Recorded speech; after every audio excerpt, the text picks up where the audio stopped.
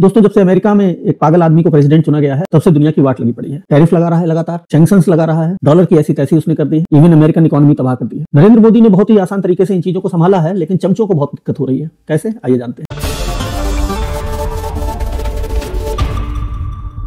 नमस्कार दोस्तों, मेरा नाम है अमित और आप देख रहे हैं माय व्यूज। हम लोग ये जानने की कोशिश करते हैं, लेकिन उससे पहले हम लोग जयराम रमेश का ट्वीट देखते हैं। उस ट्वीट में ये जयराम रमेश की बहुत बड़ी एक प्रॉब्लम नजर आ रही है कि नरेंद्र मोदी अभी आसियान की जो समिट शुरू हुई है कुआलालंपुर में, वहां पर क्यों नहीं जा रहे। डोनाल्ड ट्रंप वहां रहे, दुनिया के और आसियान कंट्रीज जो है वहां पर इकट्ठे होंगे, लेकिन नरेंद्र मोदी वहां नहीं जा रहे हैं। नरेंद्र मोदी ऑनलाइन समिट को अटेंड करेंगे, ऐसा नरेंद्र मोदी ने ट्वीट करके बताया। शर्म एल शेख में अभी आपको पता है कि एक मीटिंग हुई थी। सबसे बड़ी हंसी की बात तो यह है, आपको भी पता लगेगा, जब कोई भी शांति समझौता होता है दो देशों के बीच में होता है, या अभी इजराइल के साथ जो समझौता होने को था वो एक आतंकवादी संगठन और इजराइल के बीच में होने को था। समझौते को मीडिएट कर रहे थे डोनाल्ड ट्रंप। डोनाल्ड ट्रंप ने हस्बैंड वाइफ, सास बहू, भाई भाई, भाई बहन, ये सारे लोगों के बीच में शांति स्थापित करने का बिल्कुल प्रण कर नहीं पा रहे हैं। जैसे ही वो कमरे से बाहर निकलते हैं, भाई बहन फिर से लड़ने लगते हैं, एक दूसरे का सिर फोड़ लेते हैं। और यही हो रहा है, सास बहू को अलग करते हैं, सास बहू जैसे ही डोनाल्ड ट्रंप उस कमरे से बाहर निकलते हैं, सास बहू फिर से लड़ जाती है। वही हुआ जब शर्म एल शेख में मीटिंग हुई, तो आपने देखा कि इजराइल और हमास के बीच में समझौता होने को, और इजराइल और हमास इन दोनों के नेताओं को छोड़ करके बाकी 20 देशों के राष्ट्राध्यक्ष वहां मौजूद थे। क्या कर रहे थे, किसी को नहीं पता। डोनाल्ड ट्रंप बेहतर बता पाएंगे। डोनाल्ड ट्रंप ने पीस प्राइज लेने के लिए अपने आप को इतना हाईलाइट करने की कोशिश करी है, और उस हाईलाइट करने के अपने आप को हाईलाइट करने के लिए वो where is the Pakistani PM, where is British PM, इस तरीके से करके बुलाते हैं लोगों से और अपनी वाही और अपनी तारीफ करवाते हैं। आपको पता है पाकिस्तानी पीएम तो इसमें माहिर है और उसने पूरी तरीके से वोट लीकिंग करी भी है। अगर आप चाहें तो ये वीडियो देख सकते हैं। Pakistan, who's not here, but the Prime Minister is here, and you're going to give his regards. Where are you? There you go. Thank you very much. Do you want to say what you said to me the other day? यहाँ पर उसने जो है चमचागिरी करने में कोई कसर नहीं रखी। जैसे ही ट्रंप कहता है कि नोबेल पीस प्राइज नॉमिनेट कर दो, उनके पास एक लेटर तैयार रखा हुआ है, नॉमिनेट कर देते हैं। डोनाल्ड ट्रंप के कहने से पहले ही वो नॉमिनेट कर चुके होते हैं। डोनाल्ड ट्रंप एक पहला राष्ट्रपति है जो पीस प्राइज के लिए बहुत ही बेताब है, इतना तो बेताबी कहीं नहीं दिखी। और अब आ जाते हैं नरेंद्र मोदी की बात पर। नरेंद्र मोदी शर्म एल शेख नहीं गए। कांग्रेस ने बहुत आलोचना करी कि नरेंद्र मोदी ने एक मौका मिस कर दिया। नरेंद्र मोदी वहां पर जाकर के अपना रुतबा दिखा सकते थे। रुतबा कैसे दिखाते? डोनाल्ड ट्रंप उस भाषा में जिस भाषा में वो स्टामर को बुलाता है, जिस भाषा में वो अपने और मंत्रियों को बुलाता है, जिस भाषा में वो फ्रांस के राष्ट्रपति को बुलाता है, उसी भाषा में अगर वो नरेंद्र मोदी को बुलाता तो बहुत ही एम्बैरेसिंग सिचुएशन हो जाती। और यही कांग्रेसी चाहते थे, जो चमचे हैं उनका यही मन था कि एक ऐसी सिचुएशन क्रिएट हो जाए जिससे कि नरेंद्र मोदी को वो एक कमजोर प्रधानमंत्री साबित कर सके। नरेंद्र मोदी बहुत ही गंभीर प्रकृति के नेता है। नरेंद्र मोदी कभी भी लूज टॉकिंग करते नहीं है, बल्कि बहुत ही कम बोलते हैं। और एक ऐसे नेता के बुलावे पर जाना जिसके मुंह से कब क्या निकल जाएगा कुछ भी अता पता नहीं, ना उसको फैक्ट्स पता होते हैं, ना वो फैक्ट जानने की कोशिश करता है। वो सुबह कुछ कहता है और शाम को कुछ भी कह सकता है। एक ऐसे नेता के साथ में मिल बैठ के बात करना नरेंद्र मोदी को शोभा नहीं देता। तो नरेंद्र मोदी ने जब वो अभी कनाडा की विजिट पे गए थे, तब से लेकर के आज तक जितनी भी विजिट्स पर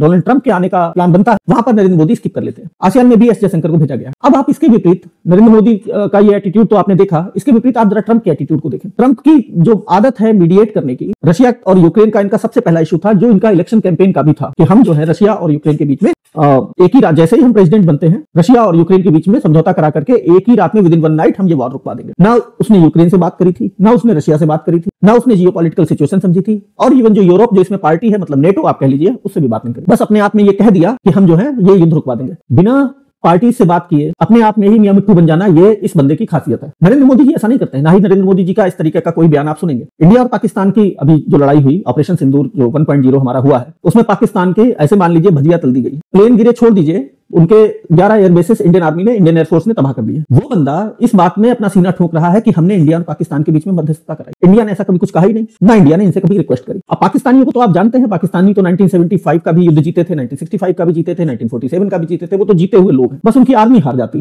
पाकिस्तानी हमेशा जीते हैं, पाकिस्तानी कभी नहीं हारे। नरेंद्र मोदी ने इस आदमी से, जो कि इतना लूज टॉकिंग वाला आदमी, उससे मिलना अवॉइड किया हुआ है। वो इसलिए किया हुआ है कि नरेंद्र मोदी अपने को उस एम्बैरेसिंग सिचुएशन में नहीं डालना चाहते। फिर संबंध भी खराब होते हैं अगर वो ऐसी सिचुएशन में फंसते हैं जहां पर उनके सामने ही कोई आदमी ये कहता है कि हमने पाकिस्तान और इंडिया के बीच में मध्यस्थता कराई है। उस सिचुएशन में नरेंद्र मोदी क्या कहेंगे अगर उनके सामने ही वो कहने लगेगा? तो ऐसा नरेंद्र मोदी नहीं चाहते, इसीलिए वो वहां पर गए नहीं। पाकिस्तानी पीएम का जो रुतबा है वो दुनिया में बिल्कुल ही अलग है। उनके पास एक कटोरा है, कटोरा लेके पूरी दुनिया में घूम रहे हैं, जहां से पैसा मिल जाए वहां। अच्छा, उनसे छोटा कटोरा बांग्लादेश को दिया हुआ है। दोनों इस्लामिक कंट्री हैं, दोनों अपने आप में टाई अप कर चुके हैं कि कौन किस किस कंट्री से भीख मांग सकता है। दुनिया की चौथी सबसे बड़ी इकोनॉमी से बात करने के लिए एक जिगर और कलेजा चाहिए, जो शायद डोनाल्ड ट्रंप के पास तो नजर नहीं है। बात करी जाए इनके टैरिफ का असर क्या हुआ है दुनिया पे। देखिए, जो अमेरिकन एजेंसीज ही हैं, उन्हीं का डेटा ये बता रहा है कि अमेरिका में जो प्राइसेस हैं रिटेल स्टोर में, वो 3 से 5% तक बढ़ चुके हैं। रोजमर्रा की चीजें महंगी होती जा रही हैं, टैरिफ का असर पड़ रहा है। चाइना के साथ में सोयाबीन का, चाइना इंपोर्ट करता था अमेरिका से, $16 बिलियन का इंपोर्ट था, जीरो हो गया है। एनवीडिया का जो चाइना का मार्केट शेयर था वो 95% था, 0 हो गया। अमेरिकन कंपनीज की अगर शुद्ध हिंदी में कहा जाए तो इस बंदे ने मां बहन कर दी। दुनिया को देखिए लॉन्ग टर्म में फर्क नहीं पड़ता। रशिया पर कितने सैंक्शंस हैं, मुझे लग रहा है मोर देन 200 सैंक्शंस लगा रखे हैं इन्होंने, नेटो कंट्रीज ने और इंक्लूडिंग अमेरिका। क्या फर्क पड़ रहा है? रशियंस खाना नहीं खा रहे। रशिया 3 साल से युद्ध लड़ रहा है, अच्छी खासी जमीन मोर देन 20% जो है वो यूक्रेन की कब्जा कर चुके हैं। क्या फर्क पड़ता है? रशियंस को लड़ते रहेंगे और ये अपने मियां मिट्टू बनते रहे। नरेंद्र मोदी जी से एक बात सीखने वाली है, मुंह बंद रखो, अपना काम करते रहो, अपने देश को आगे बढ़ाओ, और जो इस तरीके के बेवकूफ नेता जो दुनिया में है उनको अवॉइड करो। उनके कुछ साल का टेन्योर है, निकल जाएगा। हमें अपनी तरक्की पर ध्यान देना है, ना कि बकवास पर। डोनाल्ड ट्रंप जैसा बकवास आदमी, मैं अपनी बात बता रहा हूं, जब ये डोनाल्ड ट्रंप इलेक्शन लड़ रहा था, इंक्लूडिंग बहुत सारे इंडियंस भी जो अमेरिका में रहते हैं, उन्होंने वोट दिया था, इसको वोट प्रेसिडेंट बनवाया। मैं भी इसका बहुत बड़ा सपोर्टर था क्योंकि ये राइट विंग का था। लेकिन इसने आने के बाद में जो दुनिया के साथ किया है, जो खुद अमेरिकन के साथ किया है, और वो काबिल तारीफ है। अमेरिका को गिराने का सबसे बड़ा काम जो है इसने ऑलरेडी कर दिया है। सैंक्शंस का नतीजा ये हुआ है कि लोग डॉलर का अल्टरनेटिव देखने लगे। चाइना ने आरएमबी में country to country tie up करना शुरू कर दिया है,